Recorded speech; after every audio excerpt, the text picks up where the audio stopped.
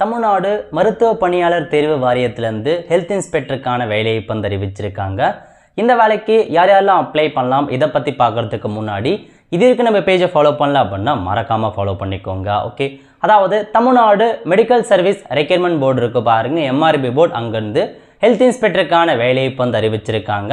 தமிழகம் முழுவதும் 1429 வேக்கன்சி கொடுத்துருக்காங்க.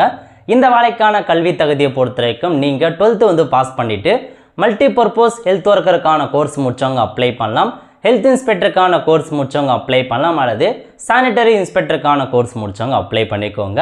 அதாவது 12th முடிச்சுட்டு இந்த சர்டிஃபிகேட் கோர்ஸ் முடிச்சிருக்கீங்க, 1 year அல்லது 2 year கோர்ஸ் முடிச்சிருக்கீங்க அப்படின்னா தாராளமாக அப்ளை பண்ணலாம். ஏஜ் லிமிட்டை பொறுத்த வரைக்கும் மினிமம் 18 வயசு கம்ப்ளீட் ஆகிருக்கவங்க அப்ளை பண்ணலாம். அதிகபட்சமாக நோ மேக்ஸிமம் ஏஜ் லிமிட்டுங்க, எவ்வளோ ஏஜ் வரைக்கும் வேணாலும் இந்த வேலைக்கு நீங்கள் அப்ளை பண்ணலாம். இந்த வேலைக்கு எப்படி செலெக்ஷன் பண்ணுறாங்க அப்படின்னா எக்ஸாமினேஷன் வைக்கிறாங்க. முதல்ல தமிழ் எலிஜிபிலிட்டிக்கான டெஸ்ட் இருக்க போது தமிழ் மொழி கட்டாய தகுதி தேர்வு, அதுக்கப்புறம் உங்களுக்கான சப்ஜெக்ட் பேப்பருக்கான எக்ஸாம் வைக்கிறாங்க. ஒரே நாளில் சிங்கிள் பேப்பரில் உங்களுக்கான எக்ஸாம் முடிக்கிறாங்க. இதாங்க இந்த ஜாப்க்கான மொத்த இன்ஃபர்மேஷன். நல்ல ஒரு ஜாப் அப்டேட்டுங்க. 1400க்கும் மேற்பட்ட வேக்கன்சி கொடுத்துருக்காங்க.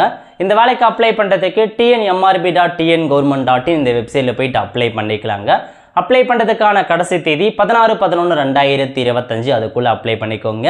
இந்த மாதிரி ஜாப் பற்றின அப்டேட்லாம் உங்களுக்கு வேணும் அப்படின்னா மறக்காமல் ஃபாலோ பண்ணிக்கோங்க. அடுத்து ஒரு நிலைவில் சந்திப்போம். நன்றி, வணக்கம்.